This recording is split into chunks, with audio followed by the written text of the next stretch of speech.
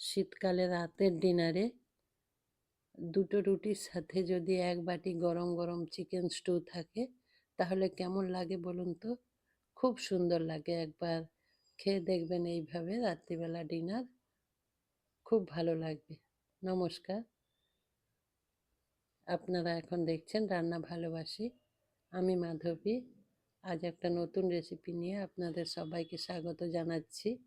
আমার রেসিপিতে আজকে থাকছে সবজি দিয়ে চিকেন স্টু।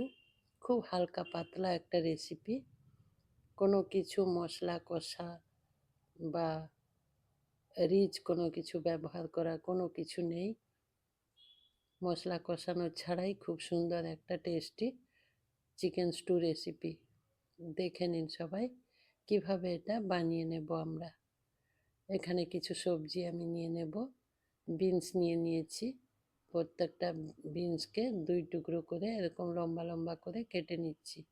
এখানে বিনস আর ক্যাপসিকাম, গাজর, পেঁপে নিয়েছি, টমেটো নিয়েছি, পেঁয়াজ নিয়েছি। এই সমস্ত সবজিগুলো আমি ব্যবহার করেছি।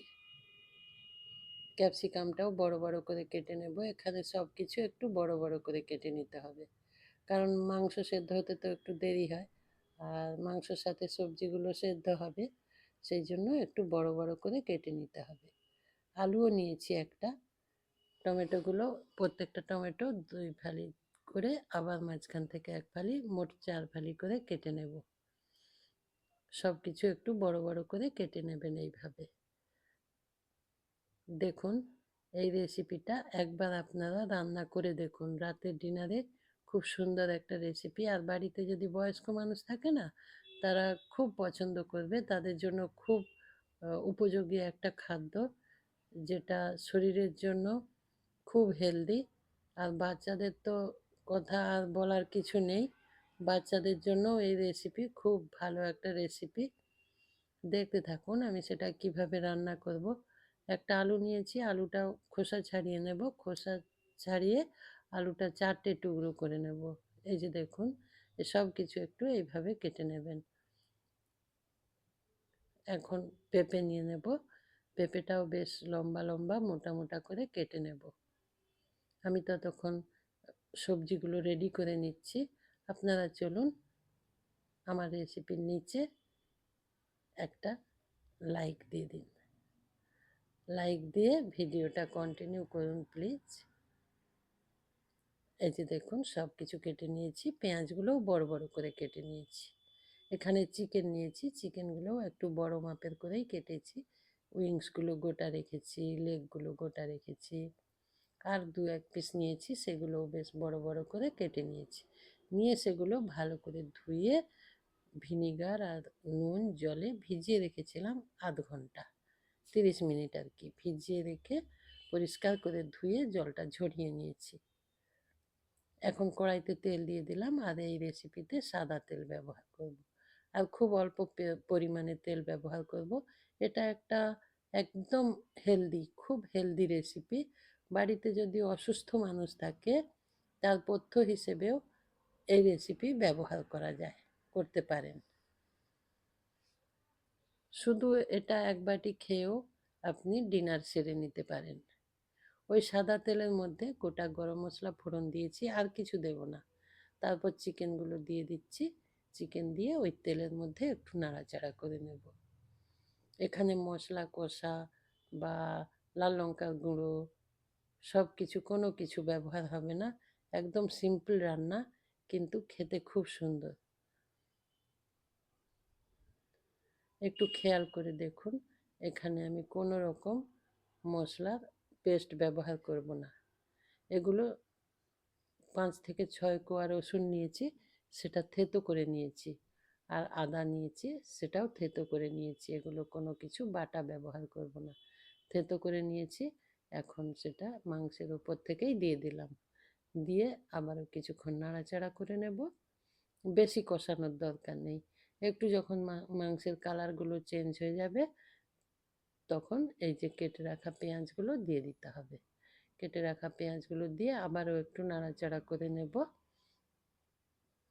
নাড়াচাড়া করে নেওয়ার পর এখানে আমি সেই যে সবজিগুলো কেটে রেখেছি সেগুলো আমি এই চিকেনের ওপর থেকেই দেব।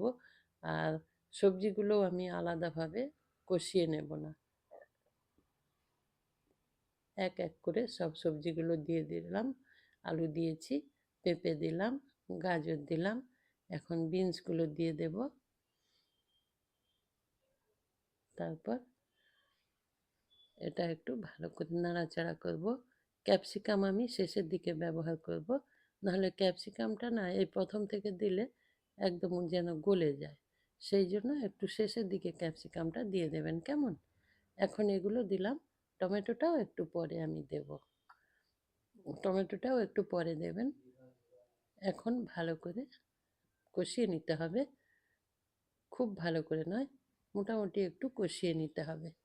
নুন দিয়ে দিলাম, কষানো মানে কোনো রকম মশলা ছাড়াই এইগুলোই একটু নাড়াচাড়া করতে হবে আর কি।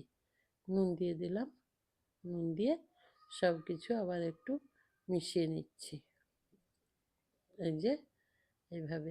এখানে আমি হলুদও কিন্তু খুব বেশি ব্যবহার করব না, খুব সামান্য পরিমাণে আমি হলুদ দেব। এই যে দেখুন, একটা হালকা গোল্ডেন কালার হবে সেই রকম পরিমাণে হলুদ দিলাম। আর দুটো কাঁচা লঙ্কা দিয়েছি, ওটা ফ্লেভারের জন্য, খুব বেশি ঝাল হবে না। আর আপনারা যদি মনে করেন যে এই দুটো কাঁচা লঙ্কাও দেবেন না, তাহলে স্কিপ করে দেবেন। আমি দুটো কাঁচা লঙ্কা দিয়েছি, হালকা ফ্লেভার আসবে সেই জন্য। তারপরে এই সব কিছু খুব সুন্দর করে মিশিয়ে নিয়েছি। এরপর ওই কেটে রাখা টমেটো দিয়ে দিলাম, দিয়ে আবারও ভালো করে মিশিয়ে নেব। এই যে আজকে একটা স্টু রান্না করছি, এটা আপনি চাইলে এক বাটি আর একখানা রুটি দিয়ে আপনি ডিনার সেরে নিতে পারেন। এই যে সব কিছু সবজি আছে, চিকেন আছে, আলু আছে, একটা হোল মিল। এটা রুটিটা নাও নিতে পারেন আপনি, যদি একটু বেশি পরিমাণে এটা নিয়ে নেন তাহলে রুটিটাও হয়তো লাগবে না। সব কিছু মিশিয়ে নেওয়ার পর এখানে জল দিয়ে দিলাম, জল দিয়ে ঢেকে দিলাম। আপনাদেরকে বলছি, আপনারা যারা এখনো পর্যন্ত আমার চ্যানেলটা সাবস্ক্রাইব করেননি, চ্যানেলটা সাবস্ক্রাইব করে দিয়ে ডান দিকের বেল আইকনটা প্রেস করে দেবেন, অল অপশন অন করে দেবেন, তাতে আমার রান্নার সমস্ত নোটিফিকেশান আপনি পেয়ে যাবেন। সমস্ত সবজিগুলো যখন হাফ সেদ্ধ হয়ে গেছে তখন ঢাকা খুলে ক্যাপসিকাম দিয়ে দিলাম। ক্যাপসিকাম দিয়ে আবারও কিছুক্ষণ ঢেকে রান্না করে নেব।